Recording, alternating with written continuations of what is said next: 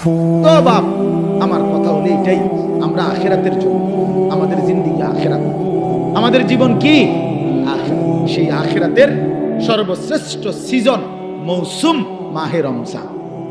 বলেন আলহামদুলিল্লাহ, শাহরু রমাদান। এই কথাটাই শেষ কথা হইল। আমরা যদি দিল থেকে বুঝি যে আমরা আসলে আখিরাতের জন্য, আমরা মুমিন, আমরা মুসলমান, অতএব আমাদের সামনে একটা শ্রেষ্ঠতম সুযোগ মাহে রমজান। মাহে রমজান, মাহে রমজান। দয়া করে আল্লাহর ওয়াস্তে ভাইয়া আমার, বন্ধু আমার, সাথী আমার, ছেলেরা তোমাদেরকে বলি, বাবারা আপনাদেরকে বলি, পর্দার আড়ালের মা বোন আপনাদেরকেও বলি, একটা মাস রমজান আসতেছে, দয়া করে একটু কদর করে আখিরাতের ফিকির করে গুনাহ ছেড়ে দেন। চুরি, ডাকাতি, জিনা, ব্যভিচার, মদ, জুয়া, অশ্লীলতা, বেহায়াপনা, অসভ্যতা, নোংরামি, মা বোনরা বেপর্দার জিন্দেগি মা ছেড়ে দেন। ছেলেরা বাপ, নারী দেখা, ছবি দেখা বন্ধ করে দাও বাপ। প্রিয় সাথী বন্ধু, মোবাইলের ওই নারী তোমারে সুখ দিবে না। অশ্লীল ছবি কাউকে সুখ দেয় নাই বাপ। গুনাহ পৃথিবীতে কাউকে ইজ্জত দেয় নাই, আখিরাতেও ইজ্জত দিবে না বাপ। গুনাহ প্রত্যেককেই লজ্জিত করে, গুনাহ প্রত্যেককেই অসম্মানিত করে, মানুষকে ঘৃণার পাত্র বানায়, নেকি মানুষকে দামি করে। রাতের অন্ধকারের কারোর গুনাহ আল্লাহ তাআলা দিনের আলোতে চেহারায় ভাসিয়ে দেয়। মানুষ দেখলেই বোঝে। মানুষ কোনো সিরা খায় না বাপ। মানুষ ফুট্টাখোররে দেখলে, গাঁজাখোররে দেখলে, নেশাখোরকে দেখলে মানুষ ঠিকই বোঝে। চেহারা দেখলেই বোঝা যায় বাটপারের মতো, ফুট্টাখোর, বাবাখোরের মতো। হ্যাঁ, ছেলেটা তো চরিত্রহীন। তুমি সারা রাত উলঙ্গ ছবি দেখবা, নাচ গান দেখবা, নর্তকীর ছবি দেখবা, আর লোকে তোমারে দিনের আলোতে দেখলে বলবে মাশাআল্লাহ, জোনায়েদ বাগদাদি নাও, আল্লাহু আকবার। এটা দেখতে দিয়া ভাইজি দোস্তামি স্বাস্থ্য পাই না। হ্যাঁ, মানুষে তো বেউকুফ, মানুষে চিড়া খায়, আর আমনে ভাত খান বইয়া বইয়া। মানুষে বুঝে না, সিটারের মানুষ সিটার চিনে না। কথা বলেন না কেন? হ্যাঁ, দুশ্চরিত্রকে মানুষ আলোকে আলোই বলে, অন্ধকারকে অন্ধকারই। নাকি আলোকে আলোকে অন্ধকার বলে না? লোকে চিনতে ভুল করে না, লোকে চিনতে ভুল করে না বাপ। মানুষ ঠিকই চিনে। আমরা আরবিতে পড়ছি অফিকা উয়ুবুন, আরবি প্রবাদ খুব সুন্দর এটা। অফিকা উয়ুবুন ওয়ালিন্নাসি আয়ুন, তোমারও দোষ আছে, মানুষেরও চোখ আছে। তোমারও কি আছে? দোষ আছে। মানুষেরও কি আছে? চোখ আছে। মানুষ চিনতে ভুল করে না। এই জন্য দয়া করে নাফরমান হিসাবে পরিচিত সুদখোর, ঘুষখোর, হারামখোর, জেনাকারী, বেবিচারী, বেপর্দা, অসভ্য, এই নামে পরিচিত হওয়া, এটার চাইতে ঘৃণা, লজ্জা আর কি হতে পারে বাপ? এই জন্য আমি অনুরোধ করি, এবারের রমজানকে টার্গেট করে আমরা গুনাহ ছেড়ে দিই। বলেন ইনশাআল্লাহ বরকত হবে। একটাবার হিম্মত করিলে, সাহস করিলে ইনশাআল্লাহ। মোমেন হারে না, মোমেন হারে না। কোন সময় পৃথিবীতে ইমানদার হারে না, এটা জানেন? এই 1450 বছরের ভিতরে ইমানদার কখনোই হারে নাই। পৃথিবীর কোন যুদ্ধে, পৃথিবীর কোন কাফের দুশ্মনের মোকাবেলায় ইমানদার কখনোই হারে নাই। কি হইছে? যতবারই রক্ত ঝরছে, যতবারই শহীদ হইছে, যতবারই মোমেনের খুন ঝরছে, সময়ের ব্যবধানে সেখানেই কালেমার পতাকা উঠছে। এটাই চিরসত্য। মোমেনের খুন বৃথা যায় না, শহীদের রক্ত বৃথা যায় না, যেতেই পারে না। এটা সিস্টেমে নাই। এই রক্ত পবিত্র রক্ত, শাহাদাতের রক্ত পবিত্র রক্ত। যে জমিন রক্ত চুষেছে শহীদের, সে জমিনে কালেমার পতাকা উড়বেই। এজন্য গাজা, ফিলিস্তিন বিজয় হবেই। এখানে কালেমার পতাকা উড়বেই। ইসরায়েলের কুত্তারা হেরে যাবেই। ইতিমধ্যে হেরে গেছে অর্ধেক। এখন তো যুদ্ধবিরতি। কুত্তার মতো ঘাড় নোয়াইয়া, ঘাড় নামাইয়া সারা পৃথিবী ইউরোপের সাহায্য নিয়ে, হাজার হাজার কোটি মার্কিন ডলারের সহযোগিতা নিয়ে, সর্বাধুনিক অস্ত্র দিয়েও 15 মাস যুদ্ধ করেও গাজা একটি অঞ্চলের মুসলমান মুজাহিদিনদের সাথে পারে নাই, পারে নাই। 50,000 মুসলমান শহীদ করছে, 6 লক্ষ বাচ্চা এতিম করে ফেলছে, হাজার লাখ মা বোন স্বামী হারা, বাপ হারা, সন্তান হারা। এই সব কিছুর বিনিময়েও ইসরায়েলের ইহুদি কুত্তারা 15 মাস লাগাতার যুদ্ধ করার পরেও এই জানুয়ারিতে তারা যুদ্ধবিরতি দিয়ে ইসরায়েলের বেঈমান ইসরায়েলে ফিরে গেছে। আবার যুদ্ধ করবে, ঠিক আছে, আবার হারবে। এই যুদ্ধ করতে করতে একদিন একেবারে নিশ্চিহ্ন হইয়া কালেমার পতাকা পুরা ফিলিস্তিনে উড়বে। ইসরায়েল নামে পৃথিবীতে মূলত কোনো রাষ্ট্র নাই, এটা কোনো রাষ্ট্র না, এটা ফিলিস্তিন। পুরাটা মূলত কি? ফিলিস্তিন। ফিলিস্তিন জন্য নওজোয়ান, ইনশাআল্লাহ তুমি যদি চরিত্রবান হও, সেজদাওয়ালা হও, খোদার কসম একদিন ফিলিস্তিনে তুমি যাইবা ইনশাআল্লাহ। সারা পৃথিবীর বেঈমানের বিরুদ্ধে তোমরা লড়বা ইনশাআল্লাহ। ইনশাআল্লাহ দেখো, তুমি হিম্মত করো। আল্লাহ তাআলা মুসলমানকে বানাইছেন শুধু মিরপুরের লাগিয়া না।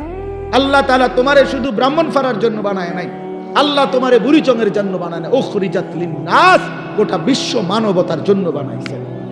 হ্যাঁ, ইমানদার কালেমার পতাকা উড়াবে পৃথিবীর এই প্রান্ত থেকে ওই প্রান্তে, ওই প্রান্ত থেকে ওই প্রান্তে। সারা জাহাं हमारा, चीन और अरब हमारा, हिंदू सिता हमारा, मुस्लिम है हम वतन है सारा जहां हमारा। মুসলমান সারা পৃথিবী আমার, সারা পৃথিবী আমার। তুমি যদি আমার বান্দাকে জমিনে জায়গা দাও, প্রশস্ত করে দাও একটু জায়গা, আমি তোমার অন্তর প্রশস্ত করে দেব। ইয়াফসাহিল্লাহু লাকুম, আল্লাহ দিল বড় করে দিন, জান্নাতে জায়গা দিয়ে ইনশাআল্লাহ। মাশাআল্লাহ। আচ্ছা, তো বলতেছিলাম, এই শেষ কথা শুনেন। তাইলে আমার উদ্দেশ্য ছিল ওই মাঝখানে কথা আবার বদলাইয়া ফেলছি, হলো মোবাইলের কথা বলতে গিয়ে বলতেছিলাম আর কি, যে কেবল অন্যকে দেখানোর ফিকির এটাই যথেষ্ট না ভাইয়া, নিজের ফিকির করা দরকার। আমার নিজের ফিকির আসা দরকার, আমি কে, আমি কোত্থেকে আসলাম, আমার আসলে কি করণীয়, একটা সুনির্দিষ্ট গন্তব্য, জীবনের একটা লক্ষ্য নির্ধারণ করা, এটা বিবেকবানের উচিত। আমার মনে আছে আমি ছোটবেলায় প্রাইমারি স্কুলে পড়ছি, যখন আমাদের স্কুলে থাকতেই, প্রাইমারিতে থাকতে, বাংলাতেও ইংরেজিতেও আমরা রচনা লেখছি, পড়ছি, আমার জীবনের লক্ষ্য, এইম ইন লাইফ, এটা ইংরেজি রচনাও পড়ছি, বাংলা রচনাও পড়ছি। আমার জীবনের লক্ষ্য কি, আমার জীবনের টার্গেট কি? তাহলে সুস্থ স্বাভাবিক মানুষ তার জীবনের একটা লক্ষ্য উদ্দেশ্য নির্ধারণ করে। হ্যাঁ হ্যাঁ, তোমরা যারা এক ওয়াক্ত নামাজ পড়ো না, আমার বন্ধু, একবার হলেও বিবেককে প্রশ্ন করো, তোমার জীবনের লক্ষ্য কি? এর দ্বারা কি বুঝাইতে চাচ্ছ আল্লাহকে? আল্লাহকে কি বলতে চাচ্ছ? যে আল্লাহ, আপনি যে জাহান্নাম দিবেন, আপনি বলেছেন, আমি তার জন্য প্রস্তুতি নিচ্ছি। আপনি যে বলছেন কবরে আযাব দিবেন, কাউকে না কাউকে দিবেন, তো সেই ভাগ্যবানটা আমি হতে চাচ্ছি, সেই বদনসিব দুর্ভাগা আমি হতে চাচ্ছি। আপনি আমারই আযাব দিয়ে, আমারই আযাব দিয়ে দেখি আপনি কি করতেন পারেন। কোরআন শরীফে আছে, আল্লাহ তাআলা বলছে, আম আবরামু আমরান ফাইন্না মুবরিমুন। আল্লাহ বলছে, আমার নাফরমান বান্দা, তোমাকে আমি কি কি শাস্তি দেব আমি তা ঠিক করে নিয়েছি।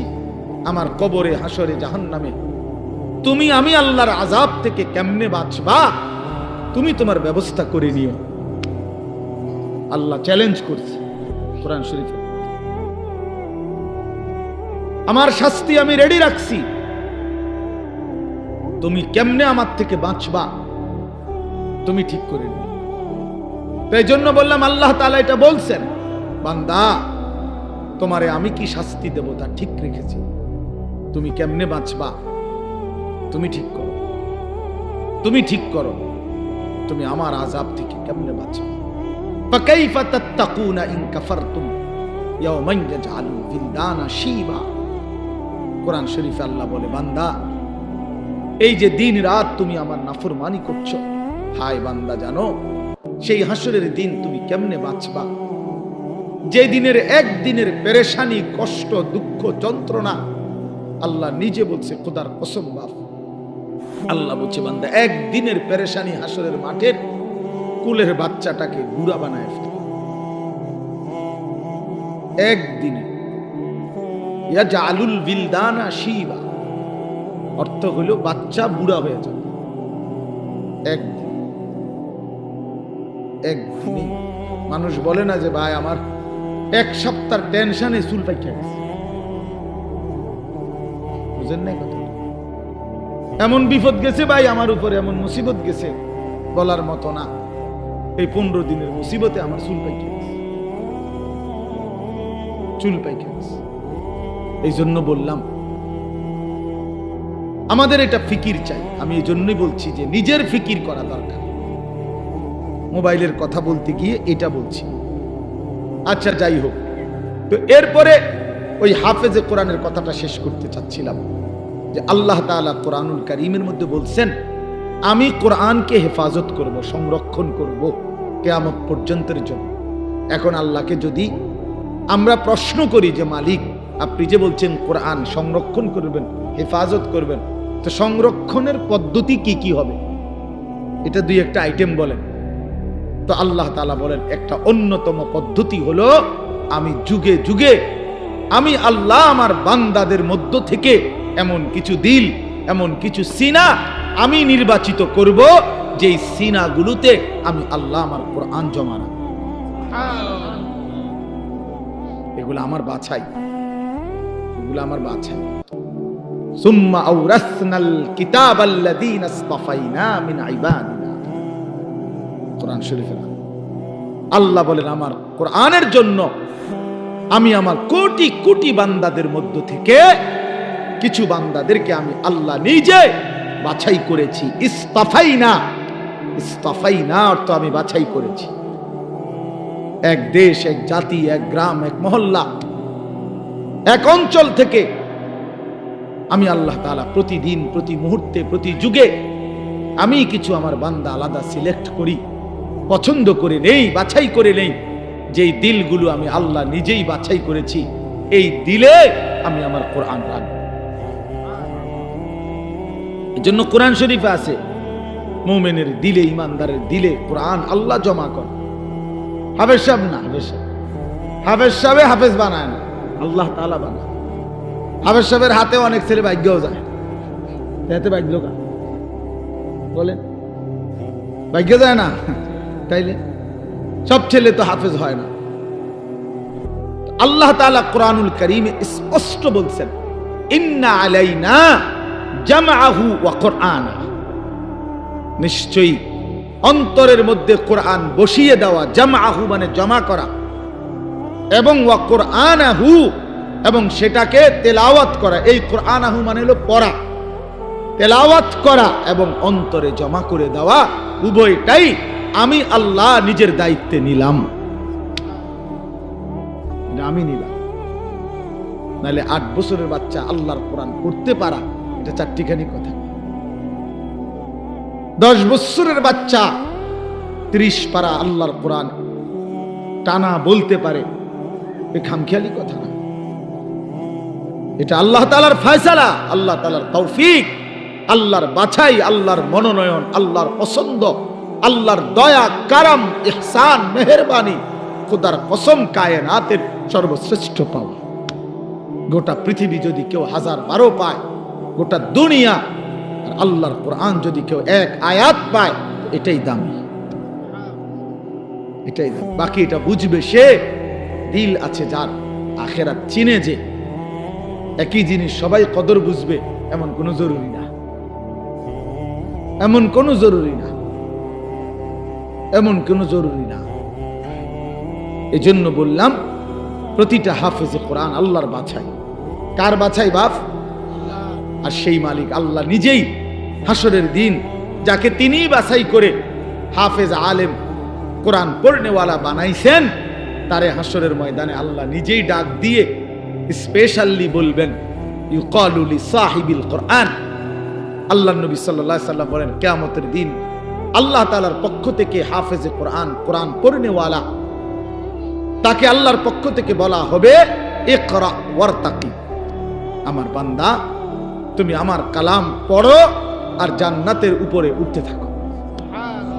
ওয়ারাত্তিল কামা কুনতা তুরাত্তিলু ফিদ দুনিয়া, আর বলবেন আমার বান্দা আস্তে আস্তে পড়ো, সুন্দর করে পড়ো, তাড়াহুড়া কইরো না, ধীরে ধীরে পড়ো, তোমার লিফট আমি আল্লাহ অন করে দিছি, তুমি মাঝখান দিয়ে কোনো সুইচ বাটন টিপবো না, তুমি কোনো টিপ দিবা না সুইচ, এটা উঠতেছে লিফট, এটা এটার মতোই উঠবে, তুমি শুধু পড়তে থাকো।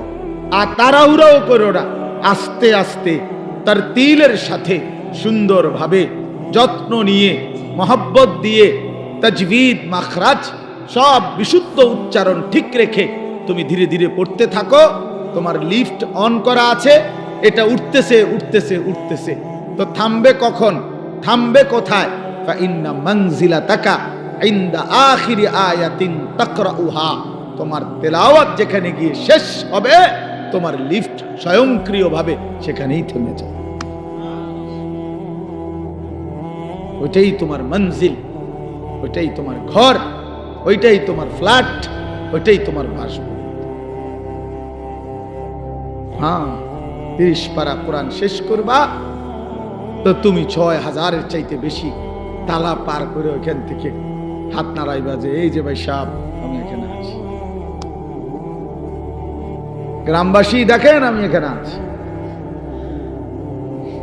এই জন্য কোরআনুল কারীমের হাফেজ অনেক দামি, অনেক দামি। আপনার চোখে এটা একটা সামান্য পাগড়ি, আমাদের চোখে এটা অনেক কিছু, এটা অনেক কিছু। এটা 300 টাকার একটা পাগড়ি না, এটা অনেক বড় সম্মান, অনেক বড় এজাজ, অনেক বড় মর্যাদা। এটা আল্লাহর দান। যালিকা ফাদলুল্লাহ ইউতিহি মান ইয়াশা। আল্লাহ বলেন এটা আল্লাহ তাআলার অনুগ্রহ, আর তিনি যাকে ইচ্ছে করেন এমন দয়া তিনি তাকে করেন। আল্লাহই করেন, আল্লাহই করেন।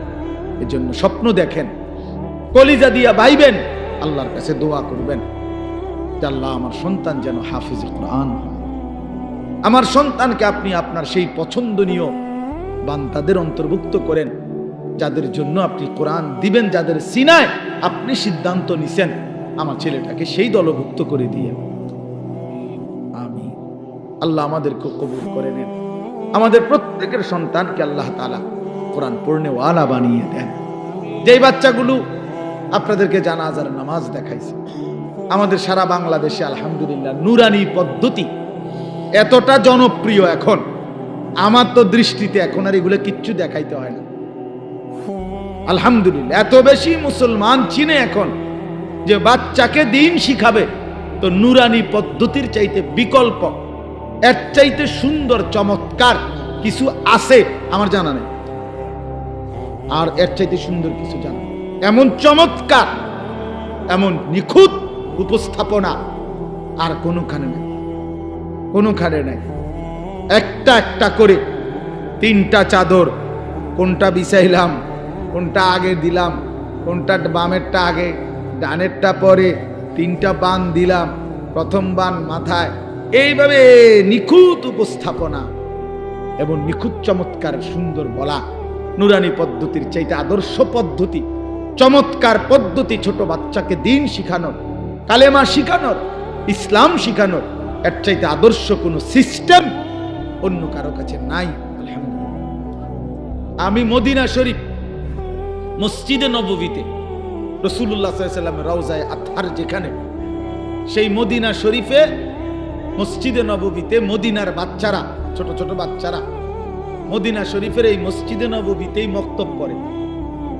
ফজরের পরে, আসরের পরে মক্তব আছে, ওখানে অনেক উস্তাদ আছে, আলাদা আলাদা খুঁটির পাশে পাশে উস্তাদরা বসে, আর এই মদিনার সুন্দর সুন্দর ছোট ছোট বাচ্চাগুলা এগুলা পড়তে আসে।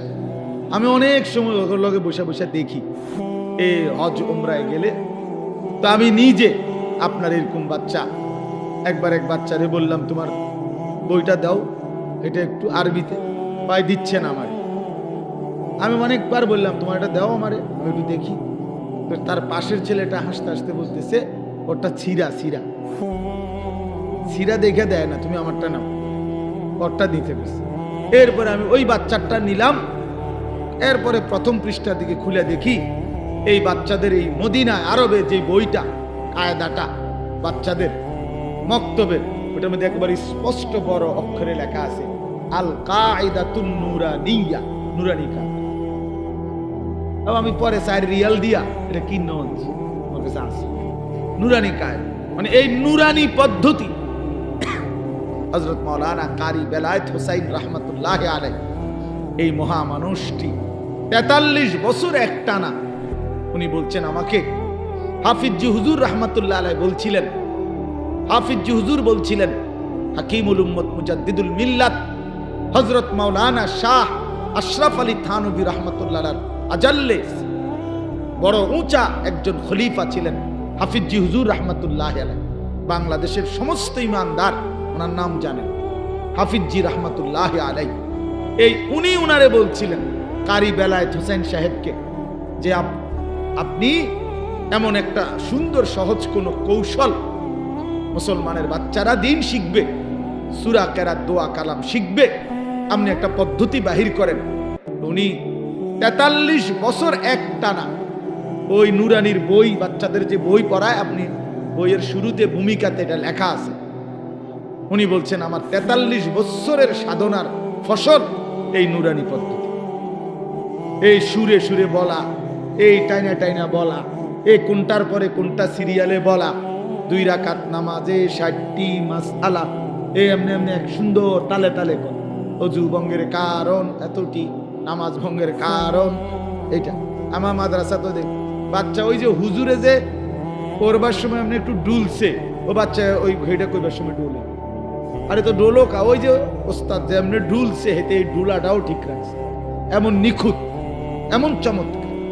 এই জন্য আমি এইটাও আপনাদেরকে বললাম, নুরানি পদ্ধতি আল্লাহ তাআলার কাছে একটা মকবুল পদ্ধতি। আলহামদুলিল্লাহ, আপনাদের বাচ্চাদেরকে আপনারা কোরআন শিখাবেন, দ্বীন শিখাবেন। ছোট্টবেলার এই 3 বছরের নুরানি, আমার শায়েখ আল্লামা মুফতি মুশতাকুন নবী সাহেব বলে এই 3টা টিকা 3 বছরে, মানে নুরানির 3টা টিকা দিয়া দিয়েন, মৃত্যু পর্যন্ত আল্লাহকে ভুলবে না, সেজদা ভুলবে না, নামাজ ভুলবে না, সূরা কেরাত আর অশুদ্ধ হবে না, শুদ্ধ হবে। আমার ছোট্ট এই জীবনে, রাগ করেন না, আমার জীবনে আমরাও শত শত জানাজা আমরাও দেখছি, পড়তে গেছি, পড়তে যাই, বহুত মাতবর আইয়া জানাজার টাইমের আগের থেকে রেডি হইয়া থাকে, মাইকটা দূর বক্তব্য দিব, হবে না 1 মিনিট 1.5 মিনিট। হ্যাঁ, আগের ওয়াক্ত নামাজ পড়ছে কিনা ফরজ সন্দেহ আছে, কিন্তু জানাজার সামনে আগে একবারে রেডি, মানে কুদুর বক্তৃতা দিব এখানে। আপনার এই বক্তৃতা দিতে গিয়ে কুল্লু নাফসিন যায়িকাতুল মাউত, এই বাচ্চা যে পড়লো এইটা অনেকেই পড়ে, মানে এটা কয় আর কি, কইবার সময় যে ডক যার উচ্চারণ, হ্যাঁ আমি প্রায় আমার সাথে কেউ লোক হাসি, আমি দেখছো সান্দুর নামাজের কি দশা বুঝাইতো না, তাই না? যে নামাজ পড়ে সূরা কেরাত যে কিচ্ছু হয় না, এ তো কুল্লু নাফসিন হুন্নাই বুঝা গেছে। আর কি তা, আর কি আমনে তো এইটা যে ডকের, আমনে তাব্বাতিয়াতা তো এরুম হইছি, আমনের আত্তাহিয়াত তো মানে শতভাগ অশুদ্ধ, শতভাগ অশুদ্ধ। বদনসিব বেটা ওই মুসলমান, দুর্ভাগা বেটা, মন্দ কপাল, অভিশপ্ত জীবন মুসলমান। 60 বছরে, 50 বছরে, 40 বছরে এত বড় আসমান ও জমিন আল্লাহর ভোগ কইরা, এত বড় দুনিয়া ভোগ করে আল্লাহর দেওয়া কোরআন 4টা সূরা 5টা সূরা শুদ্ধ করে পড়তে পারে না, আত্তাহিয়াতুটাও পড়তে পারে না, দোয়ায়ে কুনুতটাও শুদ্ধ উচ্চারণ করতে পারে না।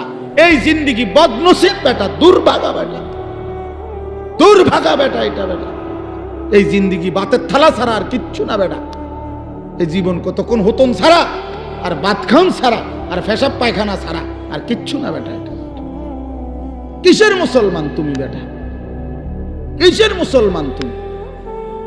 হ্যাঁ, 30 বছরও তোমার কলিজার মধ্যে এটা আসে নাই যে আমার আল্লাহর কোরআন শুদ্ধ করা দরকার? কি ডকের মুসলমান এটা? 60 বছরের বুড়ো হয়ে গেছে, আজও কোনোদিন কলিজার ভিতরে আসে নাই আল্লাহর কোরআন শুদ্ধ করা উচিত।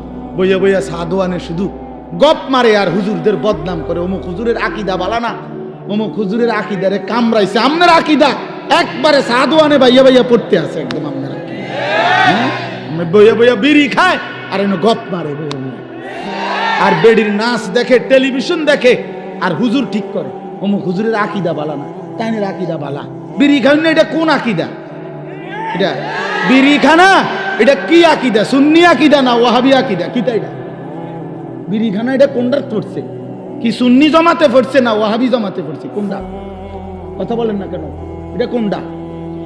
হ্যাঁ, আপনি আকিদা টোয়াইতে নাইছেন। আপনি কি বোঝেন মিয়া? আকিদা মিয়া কি বোঝেন আপনি? আজ পর্যন্ত এই দুর্গন্ধযুক্ত বিড়ি এটাই ছাড়তে পারেন নাই। এবারটা শিখায় আকিদা, অমুকের আকিদা বলে বালান, আমার অমুকের আকিদা বালান। আপনি তো শরীরে গন্ধের কারণে কাছে যাওয়া যায় না, আপনার দুর্গন্ধ। ওটা আকিদা ঠিক করে। চা দোকানে টেলিভিশন চায়, আগ করলে গালি দেয়, কথা কইলে গালি ছাড়া কথা বলতে পারে না। কি আশ্চর্য মুসলমান, অবাক করা মুসলমান। বিড়ি সিগারেট একটি দুর্গন্ধ জাতীয় নিকৃষ্ট বস্তু। আল্লাহর নবী সাল্লাল্লাহু আলাইহি সাল্লাম ইন্তেকাল পর্যন্ত কোনোদিন দুর্গন্ধ নবী পছন্দ করতেন না। যিনি কাঁচা পেঁয়াজের গন্ধ পছন্দ করতেন না, কাঁচা রসুনের গন্ধ নবী পছন্দ করতেন না, নবীজি ঘামের দুর্গন্ধ পছন্দ করতেন না। আল্লাহর নবী সাল্লাল্লাহু আলাইহি সাল্লাম যখন হাঁটতেন ওই জায়গাটা, রাস্তাটা পুরা মেশক আম্বরের ঘ্রাণ হয়ে যাইত। তার পবিত্র দেহ থেকে ঘাম ঝরিলে সেটা আতর হিসাবে সাহাবায়ে কেরাম ব্যবহার করত। এত পবিত্র, এত সুঘ্রাণ। নবীজি বলতেন, তিনটা জিনিস দুনিয়াতে আমার সবচেয়ে প্রিয়। একটা হলো আতর, 1 নাম্বার সুগন্ধি, আত্মীপ। 1 নম্বরে নবীর ভালোবাসার বস্তু ছিল সুগন্ধি, আতর। আল্লাহর নবী সাল্লাল্লাহু আলাইহি ওয়াসাল্লাম, আমি এই মাত্র আমার হারিস ভাই আমার আতর নিচে রাখতো, মানে দিছি এখন ওনার, ওই যে বয়ান করলো তোমার বন্ধু দোস্ত মানুষ, আমি আতর লাগাইতেছি, চমৎকার গ্রাম, নেন আপনার হাত দিয়ে দিলাম, এই যে এখন দিয়ে পড়ছি পকেটেরটা।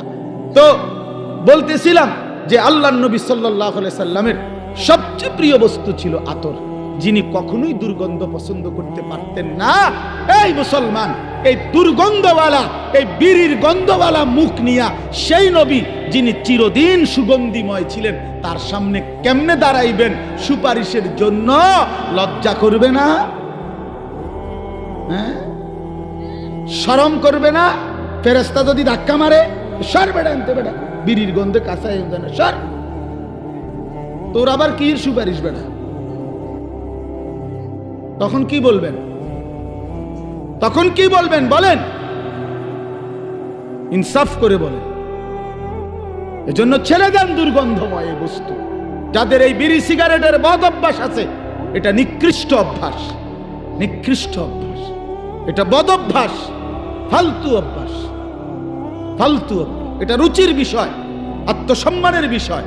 কারো গায়ে লাগলে আপনি সেট করে ছেড়ে দেন।